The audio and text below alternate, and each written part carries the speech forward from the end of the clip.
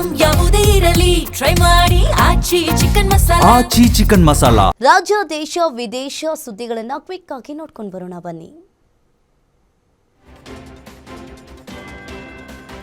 ಸಂಪುಟ ಪುನರ್ರಚನೆಗೆ ಕಾಂಗ್ರೆಸ್ ಶಾಸಕರ ಕಸರತ್ತು ನಡೆಸ್ತಾ ಇದ್ದಾರೆ. ದೆಹಲಿಯಲ್ಲಿ ಬೀಡು ಬಿಟ್ಟಿರುವ 25 ಶಾಸಕರ ಗುಂಪು ಮಲ್ಲಿಕಾರ್ಜುನ್ ಖರ್ಗೆ ಭೇಟಿ ಮಾಡಿ ಮಾತುಕತೆಯನ್ನ ನಡೆಸಿದ್ರು. ಸಂಪುಟ ಪುನರ್ರಚನೆಗೆ ಹಕ್ಕೊತ್ತಾಯಿಸಿದ ಶಾಸಕರು ಸರ್ಕಾರ ಬಂದು 3 ವರ್ಷವಾಯಿತು, ನಮಗೆ ಅವಕಾಶವನ್ನ ಕೊಡಿ, ಕ್ಲಾರಿಟಿ ಸಿಗುವವರೆಗೂ ದೆಹಲಿ ಬಿಟ್ಟು ಹೋಗಲ್ಲ, ಶೀಘ್ರವಾಗಿ ಸಂಪುಟ ಪುನರ್ರಚನೆ ಮಾಡಿ ಅಂತ ಮನವಿಯನ್ನ ಮಾಡಿದ್ರು. ಮಂಡ್ಯ ಜಿಲ್ಲೆ ನಾಗಮಂಗಲ ತಾಲೂಕಿನ ಶ್ರೀ ಆದಿಚುಂಚನಗಿರಿ ಸಂಸ್ಥಾನ ಮಠದಲ್ಲಿ ನಾಳೆ ಭೈರವೈಕ್ಯ ಜಗದ್ಗುರು ಶ್ರೀ ಡಾಕ್ಟರ್ ಬಾಲಗಂಗಾಧರನಾಥ ಮಹಾಸ್ವಾಮೀಜಿಗಳ ದೇವಸ್ಥಾನ ಲೋಕಾರ್ಪಣೆಗೊಳ್ಳಲಿದೆ. ಈ ಕಾರ್ಯಕ್ರಮಕ್ಕೆ ಪ್ರಧಾನಿ ನರೇಂದ್ರ ಮೋದಿ ಭಾಗವಹಿಸಲಿದ್ದಾರೆ. ನಾಳೆ ಬೆಳಿಗ್ಗೆ 11 ಗಂಟೆಗೆ ಪ್ರಧಾನಿ ನರೇಂದ್ರ ಮೋದಿ ಅವರು ಈ ಭವ್ಯ ಶ್ರೀ ಗುರು ಭೈರವೈಕ್ಯ ಮಂದಿರವನ್ನ ಉದ್ಘಾಟಿಸಲಿದ್ದಾರೆ.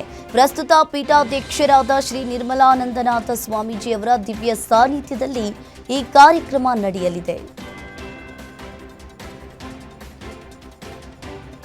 ಪಂಚಮಸಾಲಿ ಮಠದಲ್ಲಿ ಲೆಕ್ಕ ಕೊಡಿ ಅಭಿಯಾನ ಮುಂದುವರೆದಿದೆ. ಈ ಸಂಬಂಧ ಇದೀಗ ಪೀಠದಿಂದ ವಚನಾನಂದ ಸ್ವಾಮೀಜಿಗಳನ್ನ ಉಚ್ಚಾಟನೆ ಮಾಡಲಾಗಿದೆ.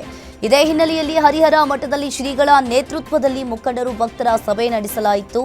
ನಾವು ಸದಾ ಶ್ರೀಗಳ ಬೆಂಬಲಕ್ಕೆ ಇರ್ತೀವಿ, ವಿವಿಧ ಭಾಗಗಳಿಂದ ಜನ ಕ್ರೋಢೀಕರಿಸಿ ಪೀಠವನ್ನ ಮಾಡಲು ನಿರ್ಧಾರವನ್ನ ಮಾಡ್ತೀವಿ, ಯಾರೋ ಬಂದು ಪದಚ್ಯುತಿ ಎಂಬ ಮಾತು ನಾನು ಒಪ್ಪೋದಿಲ್ಲ ಅಂತ ಮಾಜಿ ಮೇಯರ್ ಅಜಯ್ ಕುಮಾರ್ ಹೇಳಿದ್ರು.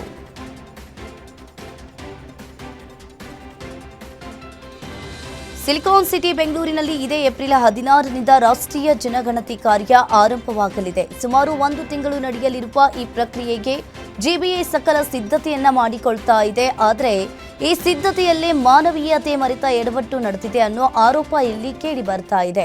ಪಾದಚಾರಿಗಳೇ ಹತ್ತಲು ಕಷ್ಟಪಡುವ ಬೆಂಗಳೂರಿನ ಈ ಎತ್ತರದ ಕಟ್ಟಡಗಳಿಗೆ ಜನಗಣತಿ ಮಾಡಲು ವಿಕಲಚೇತನ ನೌಕರರನ್ನ ನಿಯೋಜಿಸಿರುವುದು ಈಗ ಸಾರ್ವಜನಿಕ ಆಕ್ರೋಶಕ್ಕೆ ಕಾರಣವಾಗಿದೆ.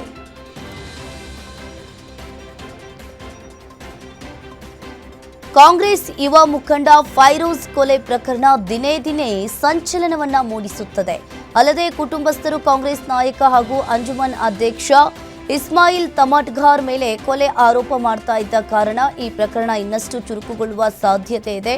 ಅಂಜುಮನ್ ಸಂಸ್ಥೆ ಅಧ್ಯಕ್ಷನ ನೇತೃತ್ವದಲ್ಲಿ ನಡೀತಾ ಹತ್ಯೆ ಎಂಬ ಅನುಮಾನ ಶುರುವಾಗಿದೆ. ಅಧ್ಯಕ್ಷನ ಮೇಲೆ ಕುಟುಂಬಸ್ಥರು ಗಂಭೀರವಾಗಿ ಆರೋಪವನ್ನ ಮಾಡ್ತಾ ಇದ್ದು, ಇಸ್ಮಾಯಿಲ್ ತಮಟ್ಗಾರ್ ಮಾತನಾಡಿರುವ ಆಡಿಯೋ ಈಗ ವೈರಲ್ ಆಗಿದೆ.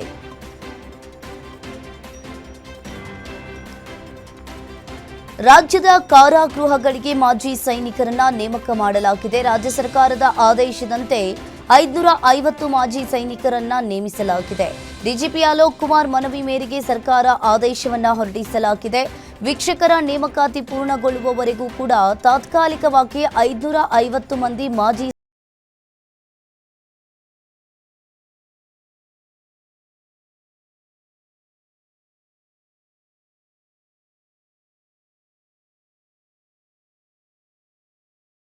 ಇಂಜಿನಿಯರಿಂಗ್ ಕಾಲೇಜ್ ವಿದ್ಯಾರ್ಥಿಗಳು ಸ್ಟೆಪ್ಸ್ ಹಾಕಿದ್ದಾರೆ.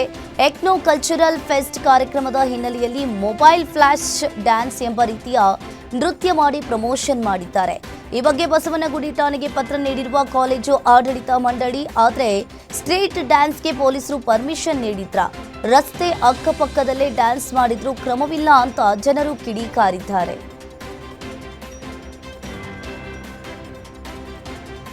ಬೆಂಗಳೂರಿನ ಮೆಜೆಸ್ಟಿಕ್ ಬಳಿ ಯುವಕನ ಹುಚ್ಚಾಟ ನಡೆಸಿ ಮಾಜಿ ಸಿಎಂ ಗುಂಡೂರಾವ್ ರವರ ಪ್ರತಿಮೆಯನ್ನ ಒಡೆಯಲು ಯತ್ನಿಸಿದ್ದಾನೆ. ಬಳ್ಳಾರಿ ಮೂಲದ ವೀರಭದ್ರ ಪಿಕಾಸೆ ಬಳಸಿ ಈ ಪ್ರತಿಮೆಯನ್ನ ಒಡೆಯಲು ಮುಂದಾಗಿದ್ದು, ಮಾನಸಿಕ ಅಸ್ವಸ್ಥನಾಗಿದ್ದರಿಂದ ಫುಲ್ ಕಿರಿಕ್ ನಡೆಸಿದ್ದಾನೆ. ಹುಚ್ಚಾಟ ಕಂಡು ಪೊಲೀಸರಿಗೆ ವಿಷಯ ತಿಳಿಸಿದ ಸ್ಥಳೀಯರು ಯುವಕನನ್ನ ವಶಕ್ಕೆ ಪಡೆದುಕೊಂಡಿದ್ದಾರೆ. ಈ ಘಟನೆಗೆ ಸಂಬಂಧಪಟ್ಟಂತೆ ಕಾಟನ್ಪೇಟೆ ಪೊಲೀಸ್ ಠಾಣೆಯಲ್ಲಿ ಪ್ರಕರಣ ದಾಖಲಾಗಿದೆ.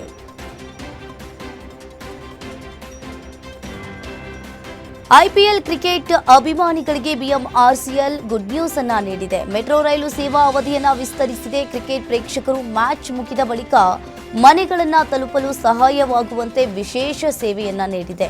ಮೆಟ್ರೋ ಸೇವೆಯನ್ನ ರಾತ್ರಿ 11 ಗಂಟೆಯ ಬದಲಾಗಿ ತಡರಾತ್ರಿ 2 ಗಂಟೆಯವರೆಗೆ ವಿಸ್ತರಿಸಲಾಗಿದೆ. ಕ್ರಿಕೆಟ್ ಅಭಿಮಾನಿಗಳಿಗೆ ಅನುಕೂಲವಾಗಲೆಂದು ನಮ್ಮ ಮೆಟ್ರೋ ಸಂಚಾರ ಅವಧಿಯನ್ನ ಮಧ್ಯರಾತ್ರಿ 2 ಗಂಟೆಯವರೆಗೆ ವಿಸ್ತರಣೆಯನ್ನ ಮಾಡಲಾಗಿದೆ. ಮೆಜೆಸ್ಟಿಕ್ ನಿಲ್ದಾಣದಿಂದ 4 ದಿಕ್ಕುಗಳಿಗೆ ಕೊನೆಯ ರೈಲು ಮಧ್ಯರಾತ್ರಿ 1:30ಕ್ಕೆ ಹೊರಡಲಿದೆ.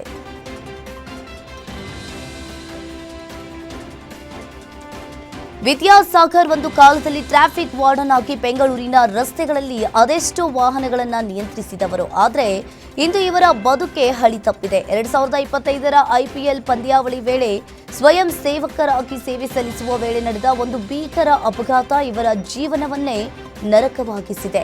ಕರ್ತವ್ಯದಲ್ಲಿದ್ದಾಗ ಬುಲೆರೋ ವಾಹನ ಇವರಿಗೆ ಡಿಕ್ಕಿ ಹೊಡೆದ ಪರಿಣಾಮವಾಗಿ ಅವರ 2 ಕಾಲುಗಳಿಗೆ ಗಾಯವಾಗಿದೆ. ಕಾಲುಗಳ ಶಸ್ತ್ರಚಿಕಿತ್ಸೆಗೆ 6 ಲಕ್ಷ ಖರ್ಚಾಗಿತ್ತು. ಸರ್ಕಾರವಾಗಲಿ ಅಥವಾ KSCA ಆಗಲಿ ಸಹಾಯವನ್ನ ಮಾಡಿಲ್ಲ.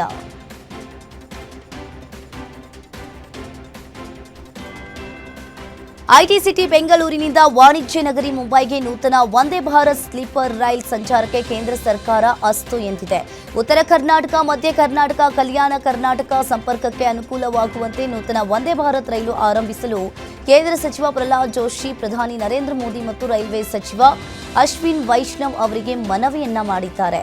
ಇದೀಗ ಕೇಂದ್ರ ಸರ್ಕಾರ ಸ್ಪಂದಿಸಿದ್ದು ವಂದೇ ಭಾರತ್ ಸ್ಲೀಪರ್ ರೈಲು ಸಂಚಾರಕ್ಕೆ ಅನುಮೋದನೆಯನ್ನ ನೀಡಿದೆ.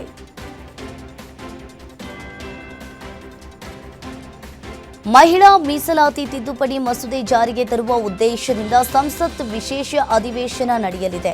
ವಿಶೇಷ ಅಧಿವೇಶನದ ಕಲಾಪದಲ್ಲಿ ಕಡ್ಡಾಯವಾಗಿ ಪಕ್ಷದ ಎಲ್ಲಾ ಸಂಸದರು ಹಾಜರಾಗುವಂತೆ ಕಾಂಗ್ರೆಸ್ ಪಕ್ಷ ವಿಪ್ ಜಾರಿಗೊಳಿಸಿದೆ. ಬಿಜೆಪಿ ಕೂಡ ತನ್ನ ಸದಸ್ಯರಿಗೆ ಗೈರಾಗದಂತೆ ವಿಪ್ ಜಾರಿ ಮಾಡಿದೆ. ಲೋಕಸಭೆಯಲ್ಲಿರುವ ಕಾಂಗ್ರೆಸ್ ಪಕ್ಷದ ಎಲ್ಲಾ ಸದಸ್ಯರು ಗುರುವಾರ, ಶುಕ್ರವಾರ ಮತ್ತು ಶನಿವಾರದಂದು ಬೆಳಿಗ್ಗೆ 11 ಗಂಟೆಯಿಂದ ಸದನವನ್ನ ಮುಂದೂಡುವವರೆಗೂ ಕೂಡ ಹಾಜರಿದ್ದು ಪಕ್ಷದ ನಿಲುವನ್ನ ಬೆಂಬಲಿಸುವಂತೆ ತಿಳಿಸಲಾಗಿದೆ.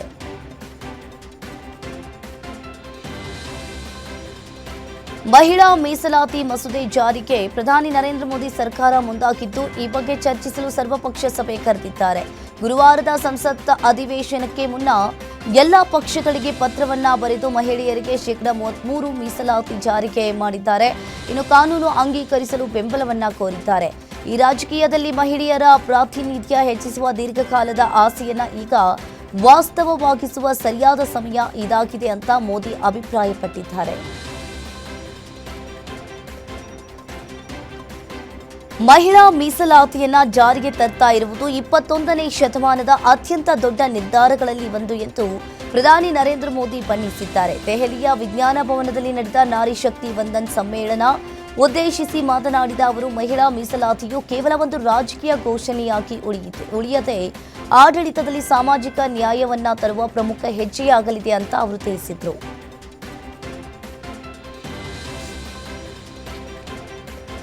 ಮಹಿಳೆಯರಿಗೆ ರಾಜಕೀಯ ಮೀಸಲಾತಿ ನೀಡ್ತಾ ಇದ್ದೇವೆ ಅಂತ ಕೇಂದ್ರ ಸರ್ಕಾರ ಹೇಳ್ತಾ ಇರೋದು ಕೇವಲ ಒಂದು ಮುಖವಾಡ. ಇದರ ಹಿಂದೆ ಸೀಮಾ ನಿರ್ಣಯ ಎಂಬ ಅಪಾಯಕಾರಿ ಯೋಜನೆ ಅಡಗಿದೆ ಅಂತ ಕಾಂಗ್ರೆಸ್ ನಾಯಕಿ ಸೋನಿಯಾ ಗಾಂಧಿ ಗಂಭೀರವಾಗಿ ಆರೋಪವನ್ನ ಮಾಡಿದ್ದಾರೆ. ಕೇಂದ್ರ ಸರ್ಕಾರ ಈ ಆತುರದ ನಡೆಯನ್ನ ಸೋನಿಯಾ ಗಾಂಧಿ ಸಂವಿಧಾನದ ಮೇಲಿನ ದಾಳಿ ಅಂತ ಕರೆದಿದ್ದಾರೆ.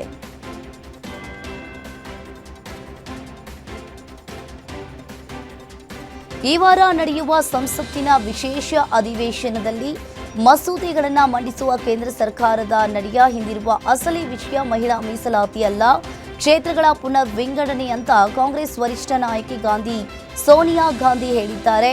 ಇಲ್ಲಿ ಕ್ಷೇತ್ರಗಳ ಮರು ವಿಂಗಡಣೆ ಪ್ರಸ್ತಾಪ ಅತ್ಯಂತ ಅಪಾಯಕಾರಿ ಮತ್ತು ಸಂವಿಧಾನದ ಮೇಲಿನ ದಾಳಿ ಅಂತ ಟೀಕಿಸಿದ್ದಾರೆ. ದೆಹಲಿ ಅಬಕಾರಿ ನೀತಿ ಪ್ರಕರಣದ ವಿಚಾರಣೆ ನ್ಯಾಯಮೂರ್ತಿ ಸ್ವರ್ಣಕಾಂತ್ ಶರ್ಮಾ ಅವರ ಪೀಠದ ಮುಂದೆ ನಡೆಯಿತು. ಇದೇ ವೇಳೆ ತಮ್ಮ ಮೇಲೆ ದಾಖಲಾಗಿದ್ದ ಪ್ರಕರಣಕ್ಕೆ ಸಂಬಂಧಪಟ್ಟಂತೆ ವಾದಿಸಿದ ಅವರು, ನ್ಯಾಯಮೂರ್ತಿಗಳು RSS ಸಂಯೋಜಿತ ಅಧಿವಕ್ತ ಪರಿಷತ್ ಕಾರ್ಯಕ್ರಮಗಳಲ್ಲಿ 4 ಬಾರಿ ಭಾಗವಹಿಸಿದ್ದಾರೆ. ಇದರಿಂದಾಗಿ ತನಗೆ ಈ ಪ್ರಕರಣದಲ್ಲಿ ನ್ಯಾಯ ಸಿಗುವ ಬಗ್ಗೆ ಆತಂಕವಿದೆ. ಈ ಕೇಸಿನ ವಿಚಾರಣೆಯಿಂದ ನ್ಯಾಯಮೂರ್ತಿ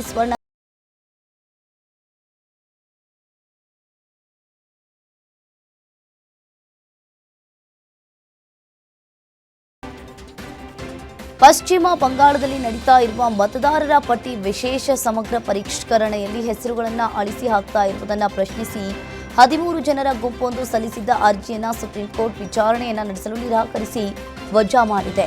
ಈ ಅರ್ಜಿಯನ್ನು ವಿಚಾರಣೆ ನಡೆಸಲು ಇದು ಸಕಾಲವಲ್ಲ. ಬಾಧಿತ ಅರ್ಜಿದಾರರ ಈಗಾಗಲೇ ಸ್ಥಾಪಿಸಲಾಗಿರುವ ಮೇಲ್ಮನವಿ ನ್ಯಾಯಮಂಡಳಿಗಳ ಮುಂದೆ ತಮ್ಮ ಅಹವಾಲವನ್ನ ಸಲ್ಲಿಸಬಹುದು ಅಂತ ನಿರ್ದೇಶಿಸಿತು.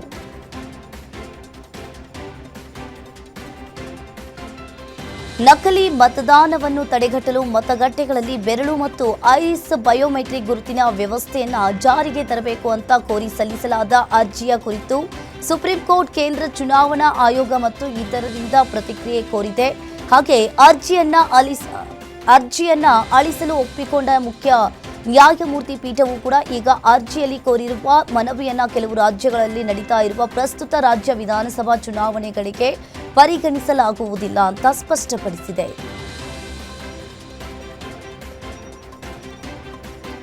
ಆರ್ಜೆಡಿ ಮುಖ್ಯಸ್ಥ ಮತ್ತು ಮಾಜಿ ಸಿಎಂ ಲಾಲು ಪ್ರಸಾದ್ ಯಾದವ್ ಅವರಿಗೆ ಕಾನೂನು ಹೋರಾಟದಲ್ಲಿ ಮತ್ತೊಂದು ಹಿನ್ನಡೆಯಾಗಿದೆ. ಉದ್ಯೋಗಕ್ಕಾಗಿ ಭೂಮಿ ಹಗರಣ ಪ್ರಕರಣದಲ್ಲಿ ಸಿಬಿಐ ದಾಖಲಿಸಿದ್ದ ಎಫ್ಐಆರ್ ರದ್ದುಗೊಳಿಸಲು ಸುಪ್ರೀಂ ಕೋರ್ಟ್ ನಿರಾಕರಿಸಿದೆ.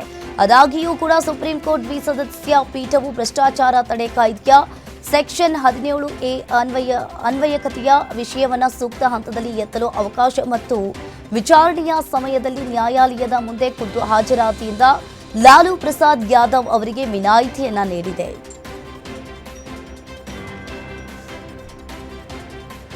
ತಮಿಳುನಾಡು ವಿಧಾನಸಭೆ ಚುನಾವಣೆಯಲ್ಲಿ ಖ್ಯಾತ ತಮಿಳು ನಟ ದಳಪತಿ ವಿಜಯ್ ತಮ್ಮ ಪ್ರಚಾರದ ವೇಳೆ ಹೂವಿನ ಚೆಂಡನ್ನ ಬಾಂಬ್ ಎಂದು ತಪ್ಪಾಗಿ ಭಾವಿಸಿ ಹೆದರಿ ಓಡಿದ ಘಟನೆ ನಡೆದಿದೆ ಅಂತ ಹೇಳಲಾಗಿದೆ. ತಮಿಳುನಾಡಿನ ಕನ್ಯಾಕುಮಾರಿ ಮತ್ತು ತಿರುಚರಾಪಳ್ಳಿಗೆ ಆಗಮಿಸಿದ ನಟ ವಿಜಯ್ ಭರ್ಜರಿಯಾಗಿ ಪ್ರಚಾರವನ್ನ ನಡೆಸಿದ್ರು. ಇದೇ ವೇಳೆ ಹೆದ್ದಾರಿಯಲ್ಲಿ ಕೆಲ ಹೊತ್ತು ವಿಜಯ್ ಸೈಕಲ್ ಸವಾರಿ ಮಾಡುವಾಗ ಅಭಿಮಾನಿಯೊಬ್ಬರು ಹೂವಿನ ಚೆಂಡನ್ನ ಎಸೆದಾಗ ಈ ಘಟನೆ ಸಂಭವಿಸಿದೆ.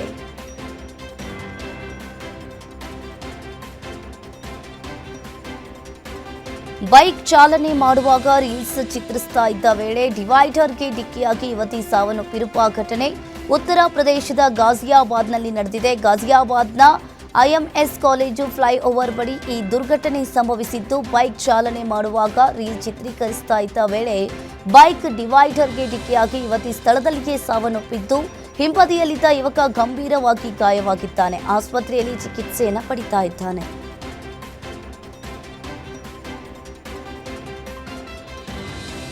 ವೇತನ ಹೆಚ್ಚಳಕ್ಕೆ ಆಗ್ರಹಿಸಿ ವಿವಿಧ ಖಾಸಗಿ ಕಂಪನಿ ನೌಕರರು ನಡೆಸ್ತಾ ಇದ್ದ ಪ್ರತಿಭಟನೆ 3ನೇ ದಿನಕ್ಕೆ ಕಾಲಿಟ್ಟಿದೆ. ಕಳೆದ 2 ದಿನಗಳಿಂದ ಶಾಂತಿಯುತವಾಗಿ ನಡೀತಾ ಇದ್ದ ಪ್ರತಿಭಟನೆ ಹಿಂಸಾತ್ಮಕ ರೂಪಕ್ಕೆ ತಿರುಗಿದೆ. ಹೆಚ್ಚಿನ ಸಂಖ್ಯೆಯಲ್ಲಿ ಬೀದಿಗಿಳಿದು ಹೋರಾಟವನ್ನ ನಡೆಸ್ತಾ ಇದ್ದ ನೌಕರರನ್ನ ಚದುರಿಸಲು ಪೊಲೀಸರು ಲಘು ಲಾಠಿ ಪ್ರಹಾರವನ್ನ ನಡೆಸಿದ್ದಾರೆ. ಇದರಿಂದ ಪ್ರತಿಭಟನೆ ಹಿಂಸಾತ್ಮಕ ರೂಪಕ್ಕೆ ತಿರುಗಿದೆ.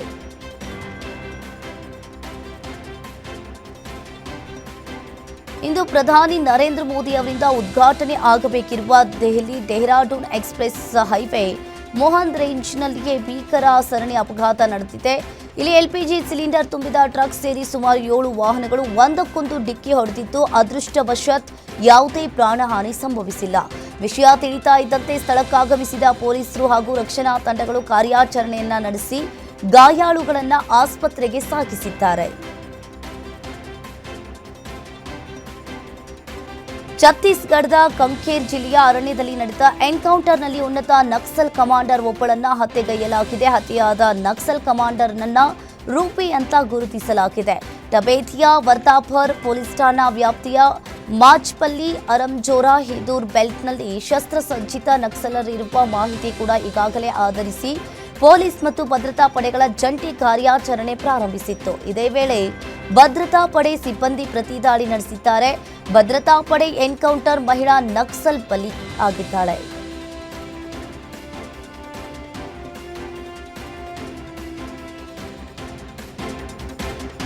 ಭಾರತದಾದ್ಯಂತ ಉಷ್ಣ ಅಲೆಗಳ ಪರಿಸ್ಥಿತಿ ತೀವ್ರಗೊಳ್ಳುವ ಸಾಧ್ಯತೆ ಇದೆ ಅಂತ ಹವಾಮಾನ ಇಲಾಖೆ ಈಗಾಗಲೇ ಎಚ್ಚರಿಕೆಯನ್ನ ನೀಡಿದೆ. ಭಾರತದಾದ್ಯಂತ ತಾಪಮಾನವು ಏರುತ್ತಲೇ ಇರುವುದರಿಂದ ಈ ವಾರ ಶಾಖ ಹೆಚ್ಚಾಗುವ ಸಾಧ್ಯತೆ ಇದೆ. ರಾಷ್ಟ್ರ ರಾಜಧಾನಿ ದೆಹಲಿ ಸೇರಿದಂತೆ ಹೆಚ್ಚಿನ ಪ್ರದೇಶಗಳಲ್ಲಿ ಬೇಸಿಗೆಯ ಶಾಖ ಹೆಚ್ಚಾಗಲಿದೆ. ಈ ಬಗ್ಗೆ ಭಾರತೀಯ ಹವಾಮಾನ ಇಲಾಖೆ ಎಚ್ಚರಿಕೆಯನ್ನ ನೀಡಿದ್ದು, ಏಪ್ರಿಲ್ 17ರ ವೇಳೆಗೆ ದೆಹಲಿಯು ಗರಿಷ್ಠ 41 ಡಿಗ್ರಿ ಸೆಲ್ಸಿಯಸ್ ಅನ್ನ ಮುಟ್ಟಲಿದೆ. ಹಲವು ರಾಜ್ಯಗಳಲ್ಲಿ ಉಷ್ಣ ಅಲೆಯ ಎಚ್ಚರಿಕೆಯನ್ನ ನೀಡಿದೆ.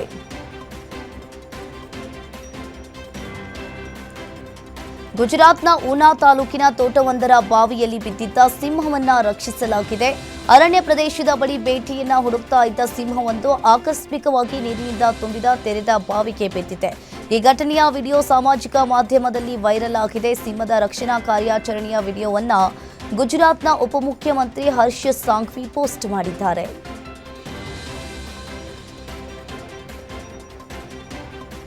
ಹಾಡು ಹಕ್ಕಿ ಹಾಡು ನಿಲ್ಲಿಸಿದೆ. ಅವರ ಕೋಟ್ಯಾಂತರ ಅಭಿಮಾನಿಗಳ ಕಿವಿಗಳಲ್ಲಿ ಈಗ ಬರೀ ಶೋಕಗೀತೆ ಮಾತ್ರ ಕೇಳ್ತಾ ಇದೆ. ಖ್ಯಾತ ಗಾಯಕಿ ಆಶಾ ಭೋಸ್ಲೆ ಯುಗಾಂತ್ಯವಾಗಿದ್ದು ಬಹು ಅಂಗಾಂಗ ವೈಫಲ್ಯದಿಂದ ನಿನ್ನೆ ಮುಂಬೈನ ಬ್ರಿಚ್ ಕ್ಯಾಂಡಿ ಆಸ್ಪತ್ರೆಯಲ್ಲಿ ಕೊನೆಯುಸಿರೆಳೆದಿದ್ರು.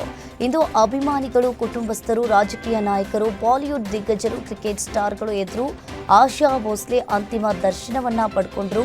ಮುಂಬೈನ ಬೀದಿಗಳಲ್ಲಿ ಆಶಾ ಭೋಸ್ಲೆಯ ಅಂತಿಮ ಯಾತ್ರೆ ನಡೆಯಿತು. ಇದೇ ವೇಳೆ ಜನಸಾಗರವೇ ಹರಿದು ಬಂದಿತ್ತು.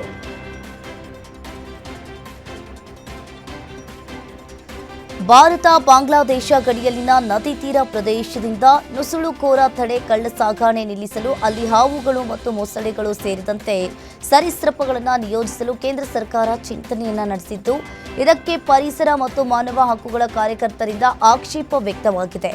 ಸರ್ಕಾರದ ಅವಿವೇಕದ ಕ್ರಮ ಅಂತ ಮಾನವ ಹಕ್ಕುಗಳ ಕಾರ್ಯಕರ್ತರು ಟೀಕಿಸಿದ್ದಾರೆ.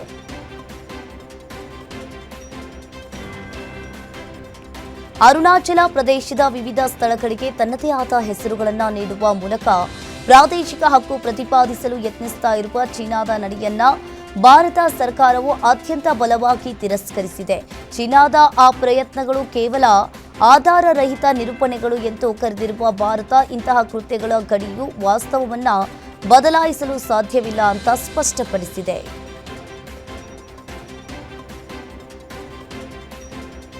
ಇರಾನ್ ಅಮೆರಿಕ ನಡುವೆ ಯುದ್ಧ ಸದ್ಯಕ್ಕೆ ಮುಗಿಯೋ ಲಕ್ಷಣಗಳು ಕಾಣಿಸ್ತಾ ಇಲ್ಲ. ಇರಾನ್ ಮೇಲೆ ಅಮೆರಿಕ ವಿಧಿಸಿರುವ ನೌಕಾ ದಿಗ್ಬಂಧನ ಹಾಗೂ ವಿಫಲವಾದ ಶಾಂತಿ ಮಾತುಕತೆಯ ಕುರಿತು ಇರಾನ್ ತೀಕ್ಷ್ಣವಾಗಿ ಪ್ರತಿಕ್ರಿಯಿಸಿದೆ. ಆದರೆ ಯಾವುದೇ ಕಾರಣಕ್ಕೂ ಅದಕ್ಕೆ ಅವಕಾಶವನ್ನ ಕೊಡೋದಿಲ್ಲ ಅಂತ ಇರಾನ್ ಪಟ್ಟು ಹಿಡಿದು ಕೂತಿದೆ. ಇರಾನ್ ಹರ್ಮುಜ್ ಜಲಸಂಧಿ ಕ್ಲೋಸ್ ಮಾಡಿದ್ರೆ ನಿಮ್ಮಲ್ಲೇ ತೈಲ ಬೆಲೆ ಏರುತ್ತೆ ಅಂತ ವಾರ್ನಿಂಗ್ ಅನ್ನ ಕೊಟ್ಟಿದೆ. ಅಲ್ಲದೆ ಪರ್ಷಿಯನ್ ಕೊಲ್ಲಿ ಮತ್ತು ಒಮಾನ್ ಕೊಲ್ಲಿಯ ಯಾವುದೇ ಬಂದರುಗಳ ಮೇಲೆ ಯಾವುದೇ ಕ್ಷಣದಲ್ಲೂ ದಾಳಿ ಮಾಡುವುದಾಗಿ ಪ್ರತಿಜ್ಞೆಯನ್ನ ಮಾಡಿದೆ.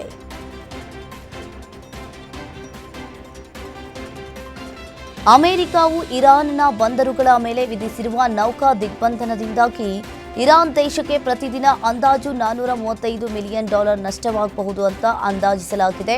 ದಿಗ್ಬಂಧನದಿಂದಾಗಿ ಇರಾನ್ನ ತೈಲ ಮತ್ತು ಇತರ ಉತ್ಪನ್ನಗಳ ರಫ್ತು ಸ್ಥಗಿತಗೊಳ್ಳಲಿದ್ದು, ಇದರಿಂದ ಪ್ರತಿದಿನ ಸುಮಾರು $276 ಮಿಲಿಯನ್ ಆದಾಯ ನಷ್ಟವಾಗಲಿದೆ. ಅಗತ್ಯ ವಸ್ತುಗಳ ಆಮದು ಸ್ಥಗಿತಗೊಳ್ಳುವುದರಿಂದ ಪ್ರತಿದಿನ ಸುಮಾರು $159 ಮಿಲಿಯನ್ ಮೌಲ್ಯದ ಆರ್ಥಿಕ ಹಾನಿ ಸಂಭವಿಸಲಿದೆ.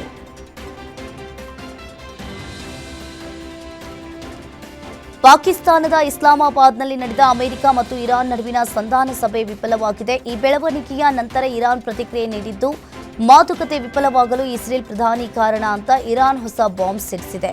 ಅಮೆರಿಕ ಇರಾನ್ ಮಾತುಕತೆಗಳ ಮಧ್ಯೆ ಇಸ್ರೇಲ್ ಪ್ರಧಾನಿ ನೇತನ್ಯಾಹು ಅಮೆರಿಕ ಉಪಾಧ್ಯಕ್ಷ ಜೆಡಿ ವ್ಯಾನ್ಸ್ಗೆ ಫೋನ್ ಕಾಲ್ ಮಾಡಿದ್ರು. ಆ ಫೋನ್ ಕಾಲ್ ಬಳಿಕ ಮಾತುಕತೆ ಹಳಿ ತಪ್ಪಿತು ಅಂತ ಇರಾನ್ನ ವಿದೇಶಾಂಗ ಸಚಿವ ಸೈಯದ್ ಅಬ್ಬಾಸ್ ಅರಾಗ್ಜಿ ತಮ್ಮ ಎಕ್ಸ್ ಪೋಸ್ಟ್ನಲ್ಲಿ ಹಂಚಿಕೊಂಡಿದ್ದಾರೆ.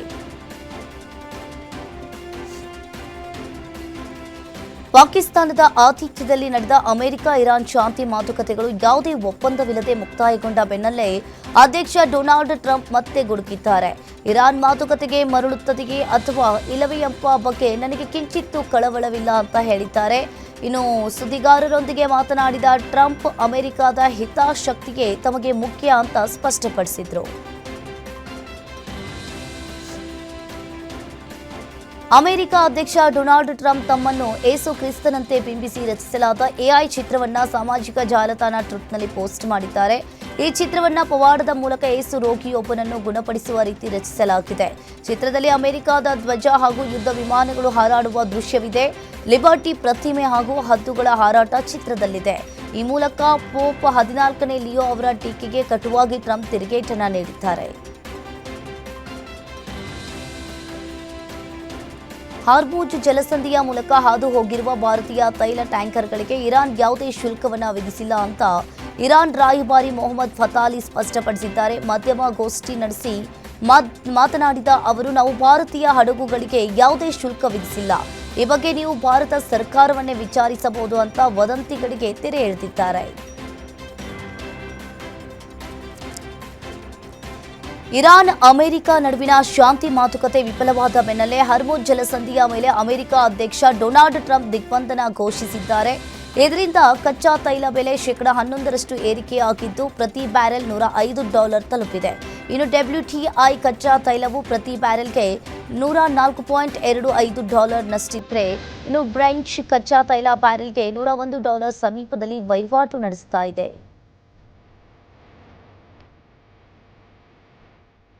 ನೈಜೀರಿಯಾದಲ್ಲಿ ಉಗ್ರರನ್ನ ಸದೆ ಪಡೆಯಲು ನಡೆಸಿದ ಮಿಲಿಟರಿ ವೈಮಾನಿಕ ದಾಳಿಯು ದಾರಿ ತಪ್ಪಿ ನಾಗರಿಕರ ಮೇಲೆ ಅಪ್ಪಳಿಸಿದ್ದು 100ಕ್ಕೂ ಹೆಚ್ಚು ಮಂದಿ ಪ್ರಾಣವನ್ನ ಕಳೆದುಕೊಂಡಿದ್ದಾರೆ. ನೈಜೀರಿಯನ್ ವಾಯುಪಡೆಯು ಆ ಭಾಗದಲ್ಲಿ ಸಕ್ರಿಯವಾಗಿರುವ ಜಿಹಾದಿ ಹೋರಾಟಗಾರರನ್ನ ಸದೆ ಪಡೆಯಲು ಕಾರ್ಯಾಚರಣೆ ನಡೆಸ್ತಾ ಇತ್ತು. ಬೋರ್ನೋ ಮತ್ತು ಯೋಬೋ ರಾಜ್ಯಗಳ ಗಡಿಭಾಗದಲ್ಲಿರುವ ಗ್ರಾಮವೊಂದರ ಮಾರುಕಟ್ಟೆಯಲ್ಲಿ ಜನಜಂಗುಳಿ ಇದ್ದ ಸಮಯದಲ್ಲಿ ಈ ವೈಮಾನಿಕ ದಾಳಿ ನಡೆದಿದೆ. ಉಗ್ರರ ಬದಲು ನಾಗರಿಕರ ಮೇಲೆ ವೈಮಾನಿಕ ದಾಳಿಯನ್ನ ನಡೆಸಲಾಗಿದೆ. ಘಟಾನುಘಟಿ ಬೌಲರ್ಗಳು ವಿಕೆಟ್ ಪಡೆಯಲು ಪರದಾಡ್ತಾ ಇರುವಾಗ ಸನ್ರೈಸರ್ಸ್ ಹೈದರಾಬಾದ್ ತಂಡಕ್ಕೆ ವೇಗಿ ಪ್ರಫುಲ್ ಹಿಂಗೆ ರಾಜಸ್ಥಾನ್ ರಾಯಲ್ಸ್ ವಿರುದ್ಧ ಮೊದಲ ಓವರ್ನಲ್ಲಿ 3 ವಿಕೆಟ್ ಪಡೆದು ಐಪಿಎಲ್ನಲ್ಲಿ ದಾಖಲೆಯನ್ನ ಬರೆದಿದ್ದಾರೆ. ಇನ್ನು ಐಪಿಎಲ್ ಪಿಚ್ಗಳು ಬ್ಯಾಟಿಂಗ್ ಸ್ನೇಹಿಯಾಗಿವೆ ಎಂಬ ಆರೋಪದ ಮಧ್ಯೆ ತಮ್ಮ ಮೊದಲ ಪಂದ್ಯದಲ್ಲೇ ತಮ್ಮ ಮೊದಲ 2 ಓವರ್ಗಳಲ್ಲಿ 4 ವಿಕೆಟ್ ಅನ್ನ ಪಡೆದಿರುವುದು ವಿಶೇಷವಾಗಿದೆ. ಆರಂಭದಲ್ಲಿ ನಾಯಕ ಇಶಾನ್ ಕಿಶನ್ ಅವರ ಸ್ಫೋಟಕ ಅರ್ಧ ಶತಕ ನಂತರ ಪ್ರಫುಲ್ ಹಿಂಗೆ ಅವರ ಮಾರಕ ಬೌಲಿಂಗ್ನಿಂದ ರಾಜಸ್ಥಾನ್ ರಾಯಲ್ಸ್ ವಿರುದ್ಧ ಹೈದರಾಬಾದ್ ಸನ್ರೈಸರ್ಸ್ 57 ರನ್ಗಳ ಭರ್ಜರಿ ಜಯವನ್ನ ಸಾಧಿಸಿದೆ. ಟಾಸ್ ಸೋತು ಮೊದಲು ಬ್ಯಾಟಿಂಗ್ ಬೀಸಿದ SRH 6 ವಿಕೆಟ್ ನಷ್ಟಕ್ಕೆ 216 ರನ್ ಗಳಿಸಿತ್ತು. ಸವಾಲಿನ ಮೊತ್ತವನ್ನ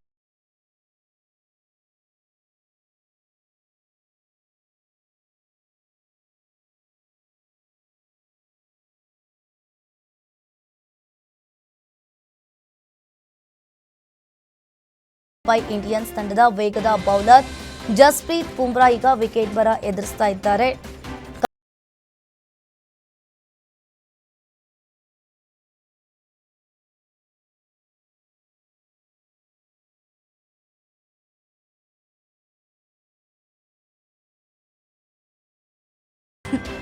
ಐಪಿಎಲ್ 2026ರಲ್ಲಿ ಒಂದು ಪಂದ್ಯ ಗೆದ್ದು ಉಳಿದ 3 ಪಂದ್ಯಗಳಲ್ಲಿ ಸೋಲುಂಡ ಮುಂಬೈ ಇಂಡಿಯನ್ಸ್ ಗೆಲುವಿಗಾಗಿ ಹೋರಾಡ್ತಾ ಇರುವಾಗಲೇ ಸ್ಟಾರ್ ಬ್ಯಾಟ್ಸ್ಮನ್ ರೋಹಿತ್ ಶರ್ಮಾ ಗಾಯಗೊಂಡಿರುವುದು ತಂಡಕ್ಕೆ ಮತ್ತಷ್ಟು ಹಿನ್ನಡೆಯಾಗಿದೆ.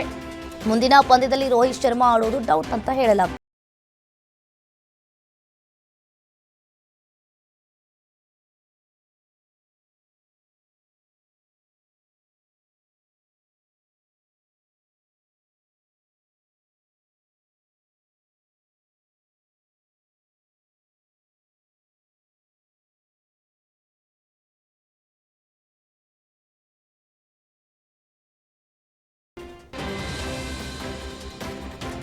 ಇನ್ನು ಈಗಾಗಲೇ ಮೊಬೈಲ್ ಫೋನ್ ಬಳಸಿದ್ದು ಎಲ್ಲೆಡೆ ಭಾರಿ ಚರ್ಚೆಗೆ ಗ್ರಾಸವಾಗಿದೆ. ರಾಜಸ್ಥಾನ್ ರಾಯಲ್ಸ್ ವ್ಯವಸ್ಥಾಪಕನ ವಿರುದ್ಧ ಬಿಸಿಸಿಐ ತನಿಖೆ ಈಗ ಪ್ರಾರಂಭವನ್ನ ಮಾಡಿದೆ.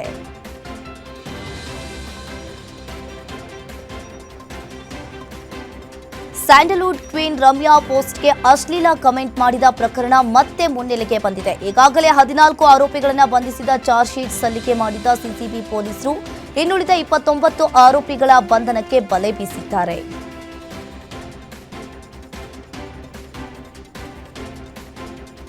ನಟ ಮತ್ತು ರಾಜಕಾರಿಣಿ ವಿಜಯ್ ಅಭಿನಯದ ಬಹುನಿರೀಕ್ಷಿತ ಸಿನಿಮಾ ಜನನಾಯಕನ್ ರಿಲೀಸ್ಗೂ ಮುನ್ನವೇ ಪೈರಸಿ ಕಾಟಕ್ಕೆ ಒಳಗಾಗಿದೆ. ಸಿನಿಮಾ ನಿರ್ಮಾಣ ಸಂಸ್ಥೆ ಕೆವಿಎನ್ ಕೈಗೊಂಡ ಕಾನೂನು ಪ್ರಕಾರದ ಹೋರಾಟದ ಮೊದಲ ಹಂತದಲ್ಲಿ ಭರ್ಜರಿಯಾಗಿ ಜಯ ಸಿಕ್ಕಿದೆ. ಸೈಬರ್ ಪೊಲೀಸರು ನಡೆಸಿದ ತನಿಖೆಯಲ್ಲಿ 6 ಮಂದಿ ಆರೋಪಿಗಳ ಹೆಡೆಮುರಿ ಕಟ್ಟಿದ್ದಾರೆ. ಈಗಾಗಲೇ 300ಕ್ಕೂ ಹೆಚ್ಚು ಪೈರಸಿ ಲಿಂಕ್ಗಳನ್ನು ತೆರವುಗೊಳಿಸಲಾಗಿದೆ.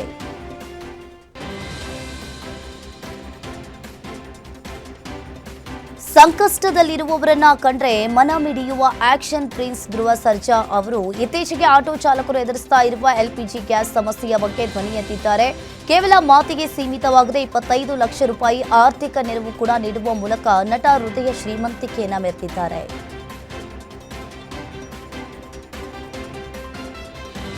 ತಮಿಳು ಚಿತ್ರ ಜನನಾಯಕನ್ ಮಾದರಿಯಲ್ಲೇ ಕನ್ನಡದ ಕೇಡಿ ಚಿತ್ರಕ್ಕೆ ಕಂಟಕ ಎದುರಾಗಿದೆ. ಕೆವಿಎನ್ ಕೇಡಿ ಸಿನಿಮಾ ಮೇಲೆ ಸೆನ್ಸಾರ್ ಬೋರ್ಡ್ ಸೇಡು ತೀರಿಸಿಕೊಳ್ತಾ ಇದೆ ಎಂಬ ಆರೋಪ ಇಲ್ಲಿ ಕೇಳಿಬಂದಿದೆ.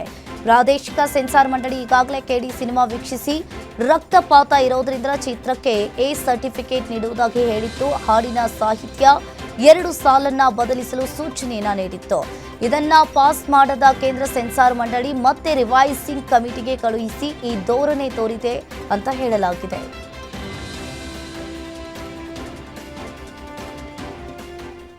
ಆದಿತ್ಯ ಧರ್ ನಿರ್ದೇಶನದ ದುರಂಧರ್ 2 ದಿ ರಿವೆಂಜ್ ಮಾರ್ಚ್ 19ರಂದು ತೆರೆಕಂಡು ಉತ್ತಮ ಪ್ರದರ್ಶನವನ್ನು ಮುಂದುವರಿಸಿದೆ. ಇನ್ನು ಸಿನಿಮಾ ಇನ್ನೇನು ತಿಂಗಳು ಪೂರೈಸಲಿದ್ದು 25 ದಿನಗಳಲ್ಲಿ ವಿಶ್ವದಾದ್ಯಂತ 1700 ಕೋಟಿ ರೂಪಾಯಿ ದಾಟಿದ ಮೊದಲ ಬಾಲಿವುಡ್ ಚಿತ್ರ ಎಂಬ ಹೆಗ್ಗಳಿಕೆಗೆ ಪಾತ್ರವಾಗುವ ಮೂಲಕ ಇತಿಹಾಸವನ್ನ ನಿರ್ಮಿಸಿದೆ.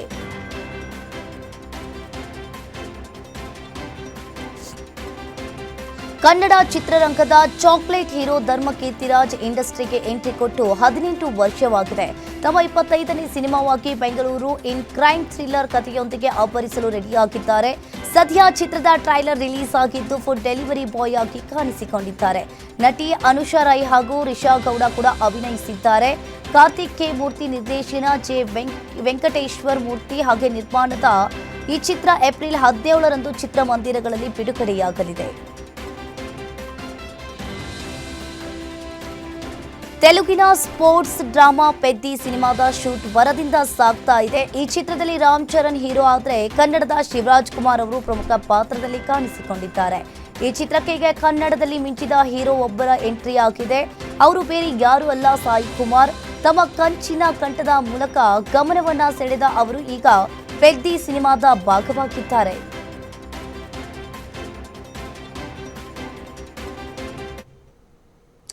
ಇದಿಷ್ಟು ಇವರೆಗಿನ ಸುದ್ದಿಗಳು. ನೋಡ್ತಾ ಇರಿ ಗ್ಯಾರಂಟಿ ನ್ಯೂಸ್, ಸುದ್ದಿ ಖಚಿತ, ನ್ಯಾಯ ನಿಶ್ಚಿತ.